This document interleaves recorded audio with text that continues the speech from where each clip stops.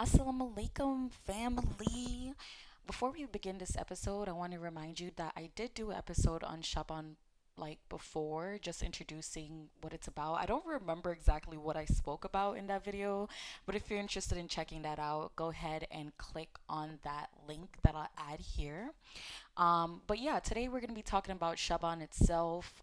So no debates, like, not labels, not arguments, just what Shaban is, why does it matter, what are we supposed to be doing during Shaban, and according to the Quran, of course, and supported by authentic prophetic practices. So, Shaban is the eighth month of the Islamic calendar and it sits quietly between Rajab and Ramadan. And because of that, it's often neglected. So, you might hear a lot of people refer to it as the neglected month. But neglect in Islam is often where opportunity lives. So, with that being said, I want to talk about the verse for this week that I want you guys to reflect on throughout this week, which is chapter 2, verse 183. O you who believe, fasting has been prescribed for you as it was prescribed for those before you, so that you may attain taqwa. This verse reminds us that fasting is not punishment, it's not trends or spiritual performance. It's about taqwa, the conscious awareness of Allah, right?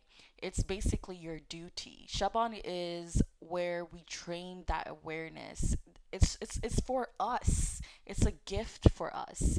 So why is it important? The Prophet peace be upon him said in Sunan an-Nasiya, I'm probably pronouncing that wrong, and forgive me, you guys. Arabic is not my first language, but it says that this is a month people neglect between Rajab and Ramadan. It is a month in which deeds are rise to the Lord of the worlds. And I love that my deeds be rise while I am fasting. So, this authentic hadith does not introduce a new belief, it supports a Quranic reality that our deeds matter, our timing matters, and our intention matters. Shaban is a month of quiet accountability. It's not about crowds, it's not about announcements, it's about your sincerity and it's between you and Allah. So, when you're thinking about fasting in Shaban, from the Quran, we know that fasting is a tool for taqwa. And from authentic prophetic examples, we learn how it was practiced.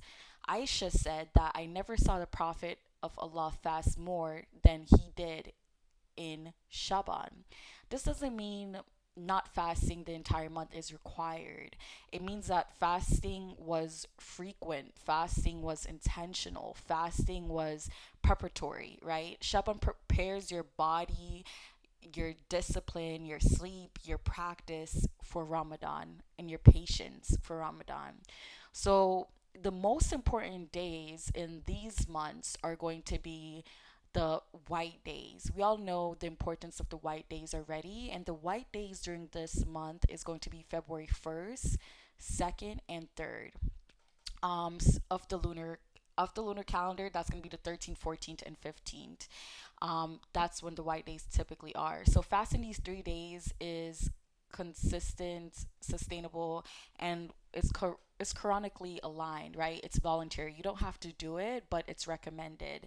So if you're new to fasting, I highly recommend during this month to buckle down, fast as much as you can, especially for the ladies, because unfortunately, not unfortunately, that's the wrong terminology, but we're going to have our cycles during this month, right? So that means we won't be able to fast during those days of Ramadan. So try to fast as much as you can during this month, and obviously you can make up for the times that you didn't get to fast in Ramadan after Ramadan ends.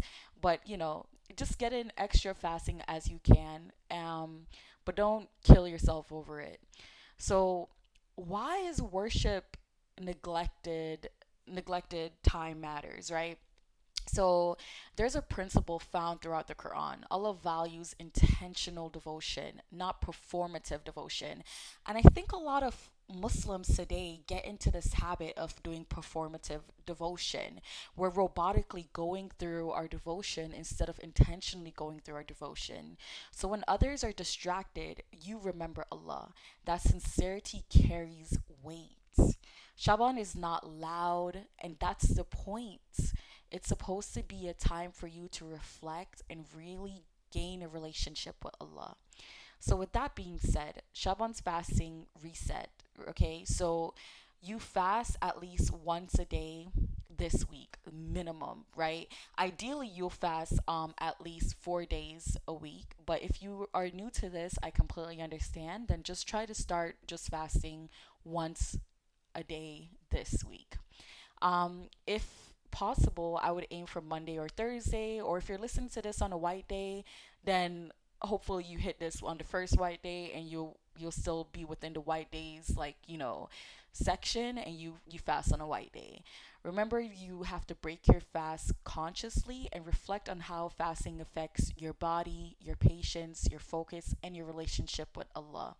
Write it down and be intentional and sincere about the actions that you're doing. Shaban is not about doing the most, it's about returning to awareness through Allah, through fasting. So, next week, we'll talk about preparing your real life for Ramadan, work, time, energy, and responsibility. Um, because spirituality without structure, baby, that doesn't last. So yeah, this is a quick episode just for you guys to get into the hang of things. Go ahead and watch the original video that I posted about Shaban. I think it was like a year or so ago. Feel free to comment below if you have any questions and you're new to fasting. I'm always happy to help. And if you haven't already, check out my Islamic newsletter. It will definitely help you with your journey of how to fast on there. And it also has a Ramadan preparation for those who are new. I recommend during the month of Shaban to just try to understand how to be successful for Ramadan. But I'll be posting weekly videos on this. So yeah.